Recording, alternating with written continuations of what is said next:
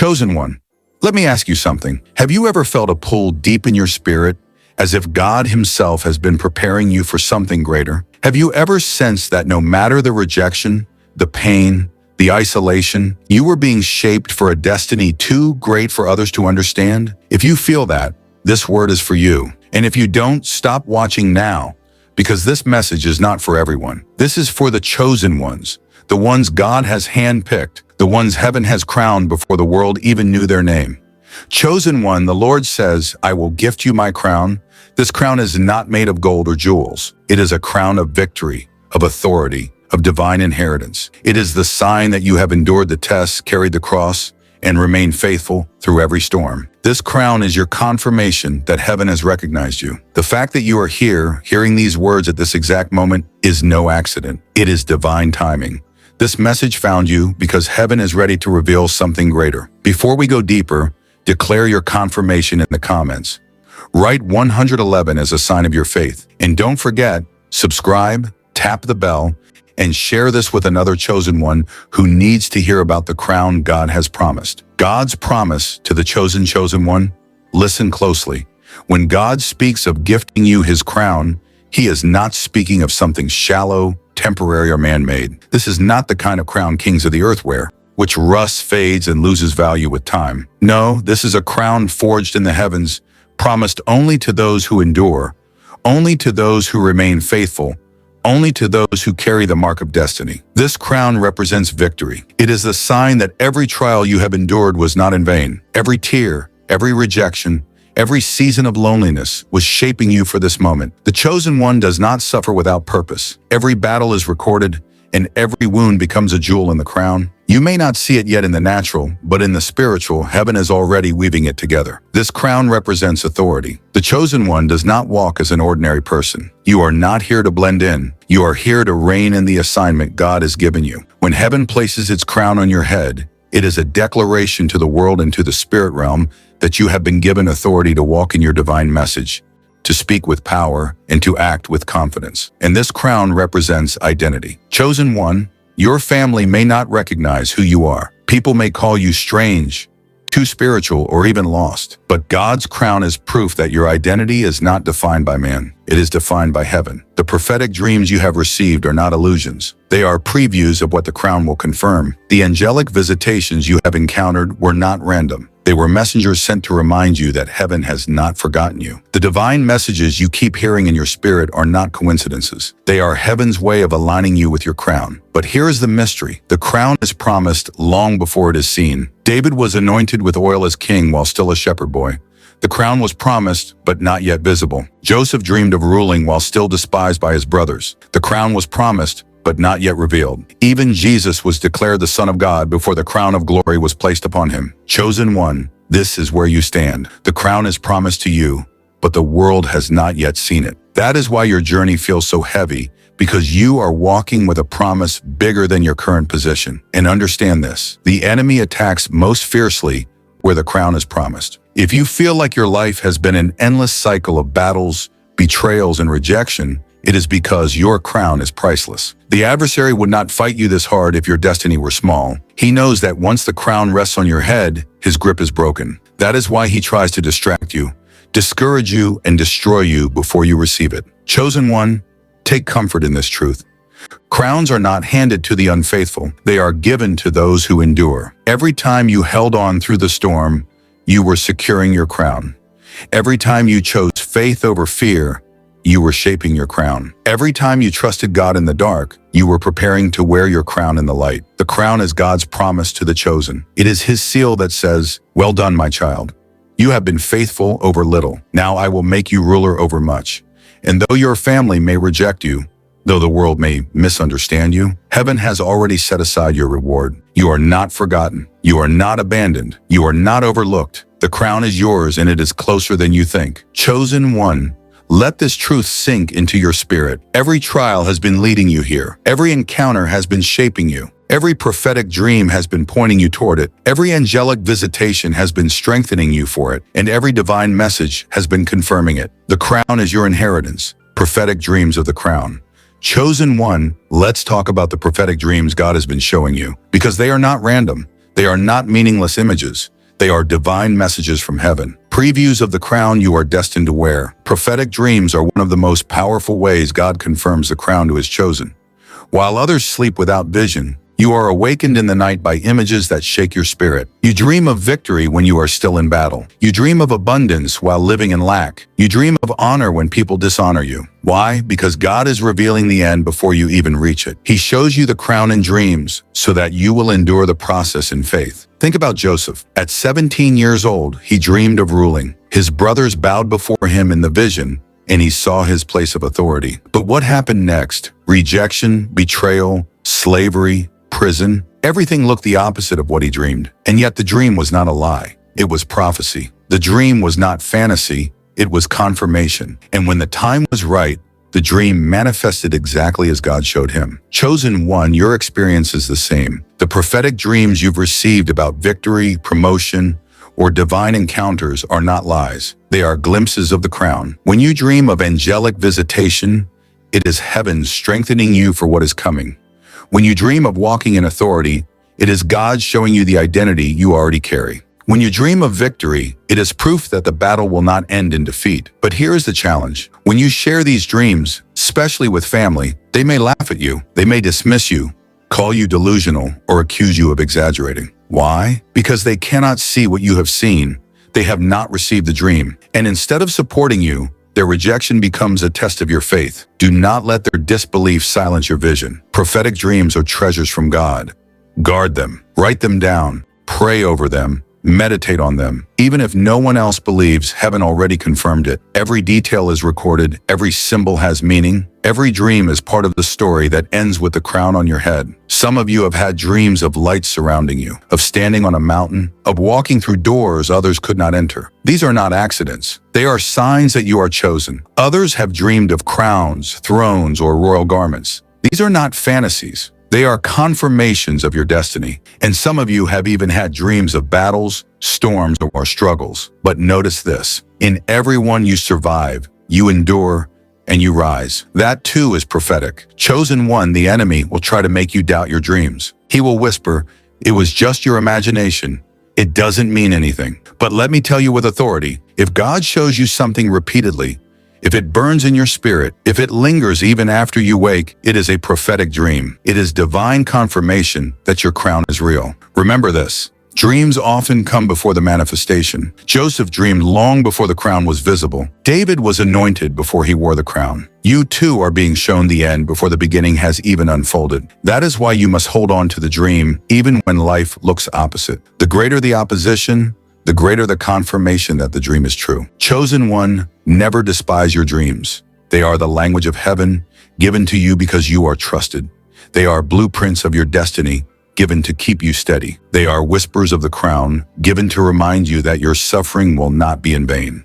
So the next time you wake from a prophetic dream, don't brush it aside. Write it down. Pray over it. Ask God for interpretation, because every dream is another jewel being placed in your crown. Every vision is another confirmation that you are chosen. Every divine message in your sleep is proof that heaven has already declared your victory. And when the day comes, chosen one, the dreams you carry will manifest before your very eyes. You will wear the crown just as God showed you in the night, the spiritual encounter that confirms your inheritance. Chosen one, prophetic dreams show you the promise, but it is your spiritual encounters that confirm the inheritance. Dreams are the blueprint, but encounters are the seal. When heaven allows you to step into moments of divine visitation, when angels appear, when the presence of God overwhelms you, when a divine message enters your spirit so clearly it cannot be denied, that is heaven's way of whispering, the crown is already yours. Many of you have had these encounters. In your darkest nights when you felt abandoned, suddenly a peace came over you that could not be explained. That was no coincidence. It was angelic visitation, chosen one. Others have heard the voice of God in ways so subtle yet so undeniable,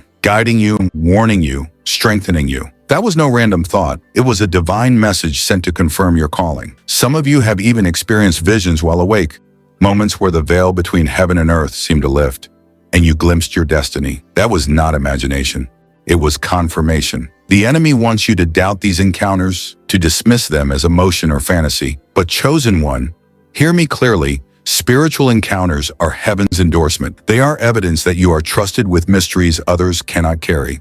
They are proof that the crown is not just a promise, but a secured inheritance. Look at the scriptures. Moses encountered God in a burning bush, and that encounter marked the beginning of his authority. Isaiah saw the Lord high and lifted up, and his lips were purified to carry a divine message. Mary was visited by an angel who declared her destiny, and that encounter shifted all of history. Each spiritual encounter carried the same message. You are chosen. You are set apart. You are entrusted with something greater. Chosen one, when you encounter God in ways others cannot understand, it is not to make you proud, but to make you prepared.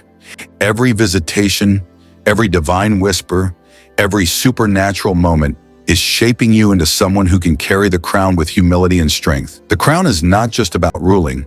It is about responsibility. And these encounters train you for the weight of glory you are called to bear. Understand this also. Encounters often come in seasons of struggle. Jacob wrestled with God in the night, broken and weary, but he left that encounter with a new name and a new destiny. Elijah, hiding in despair, encountered the gentle whisper of God that restored his strength. Paul was struck blind on the road to Damascus before his encounter with Christ gave him sight and mission. Why?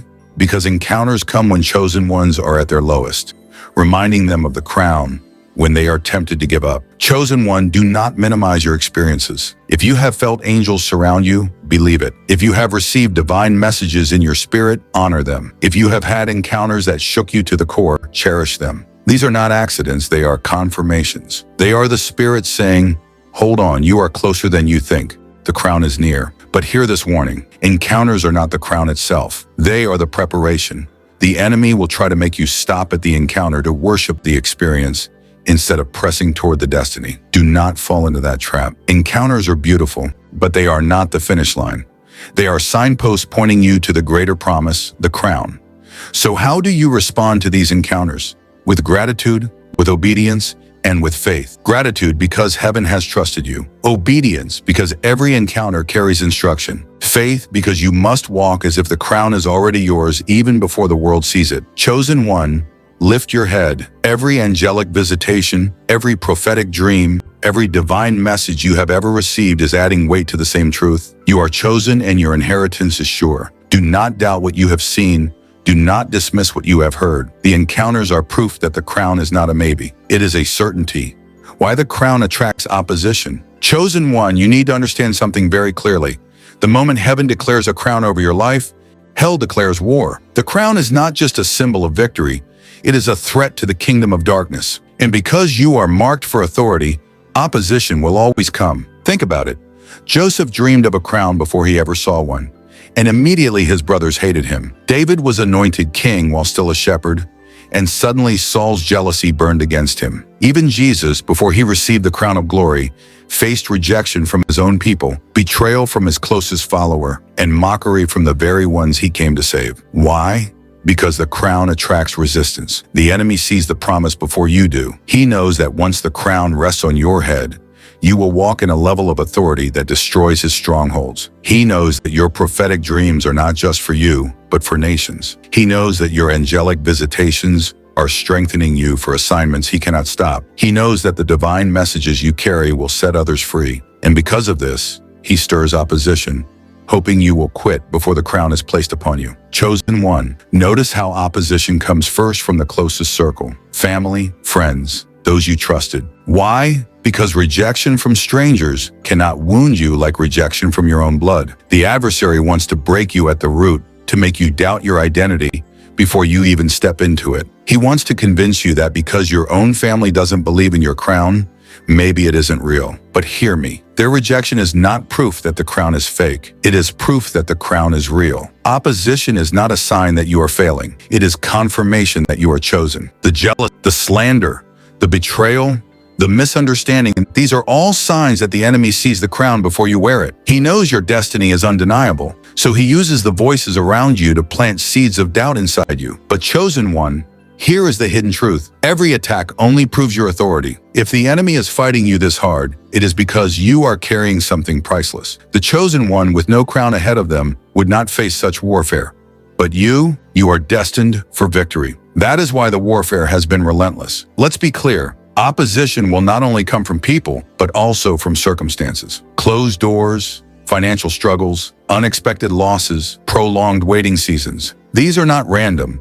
They are fiery darts meant to make you question the divine message over your life. The enemy whispers, if you were really chosen, why would God let this happen? If the crown was really yours, why does everything look like defeat? But remember, Joseph wore shackles before he wore the crown. David hid in caves before he wore the crown. Jesus wore thorns before he wore the crown of glory. The opposition is not proof of abandonment. It is preparation for enthronement. Chosen one, let this settle deep in your spirit. The greater the crown, the greater the opposition. If your battles feel unbearable, it is because your crown is weighty. If the betrayal cut deep, it is because your crown is near. If the rejection feels endless, it is because your crown is priceless. Do not despise the opposition. Learn from it. Let it sharpen you. Let it strengthen you. Every enemy is a stepping stone. Every betrayal is a redirection. Every attack is a confirmation. Opposition does not delay the crown. It delivers you to it. Without Goliath, David would not have been recognized as king. Without betrayal, Joseph would not have reached Egypt. Without the cross, there would be no crown for Christ. And so with you, chosen one, the very battles that seem designed to destroy you are the same battles positioning you for your crown. The enemy tried to bury you with shame, but he only pushed you deeper into purpose. He tried to silence your prophetic dreams, but they became louder. He tried to block your divine encounters, but heaven increased them. He tried to make you doubt your angelic visitations, but they returned stronger. Chosen one, the opposition is proof. Wear it like armor.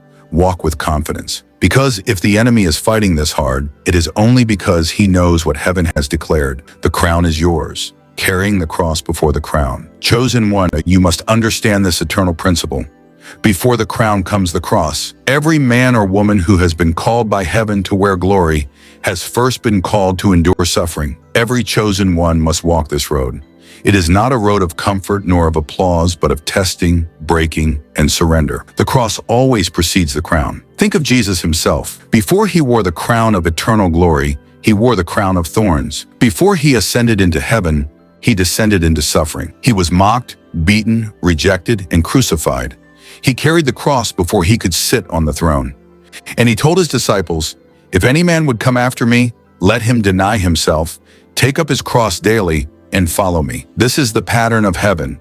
This is the law of the Spirit. Chosen one, your cross may not look like wooden beams on your back, but you have carried heavy burdens. You have endured betrayals, false accusations, rejection by your own family, and seasons of loneliness where no one stood with you. That was your cross. You wondered why people turned on you when all you carried was love. You asked why doors shut in your face when all you offered was faithfulness. You asked why you had to cry silent tears when others slept peacefully. That was your cross. Carrying the cross means dying to your flesh so that your spirit can live. It means letting go of pride, ambition, and the need for validation. It means being stripped of false identities and being shaped into the vessel God intended you to be. The cross is painful, yes, but it is also purposeful. It is the place where the chosen one is emptied of self so they can be filled with God. Look at Joseph. His cross was betrayal by his brothers, slavery in Egypt, and false imprisonment. He carried it faithfully, and in the end, he wore the crown of rulership. Look at David. His cross was being hunted by Saul,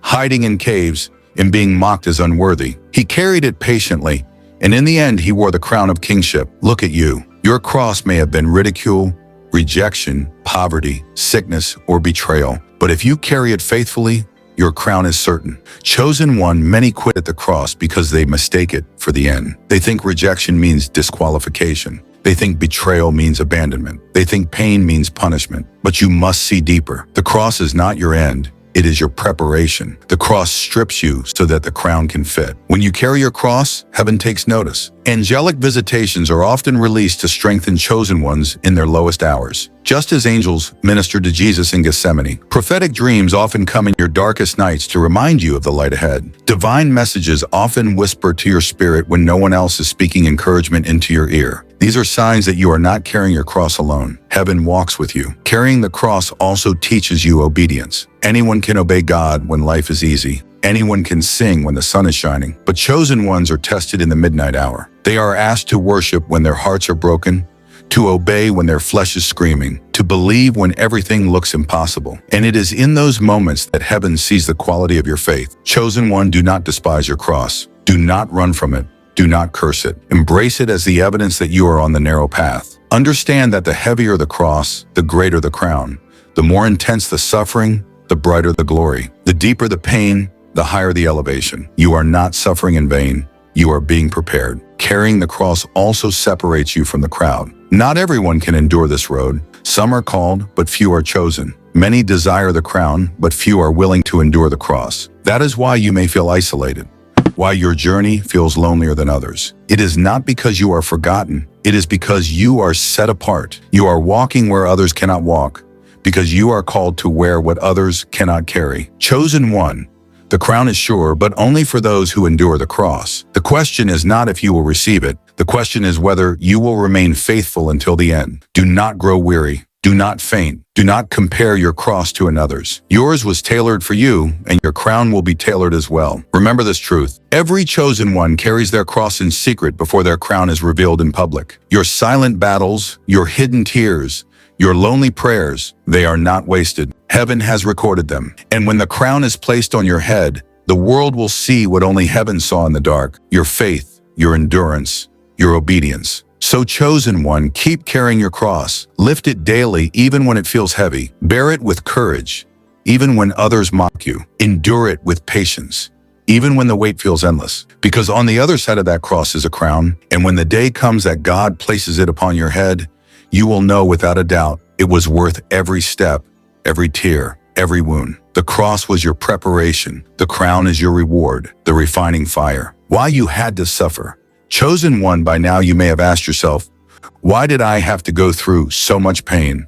Why so much rejection? Why so many lonely nights? So many betrayals? So many battles that no one else even knew about? The answer is this: the refining fire. Before the crown could rest on your head, you had to be purified in the flames of affliction. The refining fire is God's process of burning away what cannot remain. Just as gold must pass through fire to have its impurities removed, so must the chosen one pass through suffering to be prepared for glory. You were not rejected because you were worthless. You were rejected because heaven was refining you. You were not abandoned because you were forgotten. You were abandoned so that heaven could teach you to walk with him alone. Every trial, every heartbreak, every season of isolation was fire. Fire shaping you into a vessel that could carry the crown. Look at Joseph again. Could he have ruled Egypt with bitterness in his heart? No, the fire burned it out. Could David have led as king if he had been arrogant and untested? No, the fire humbled him. Could Jesus have worn the crown of glory if he had not endured the cross? No, the fire proved his obedience. Chosen one, the same is true for you.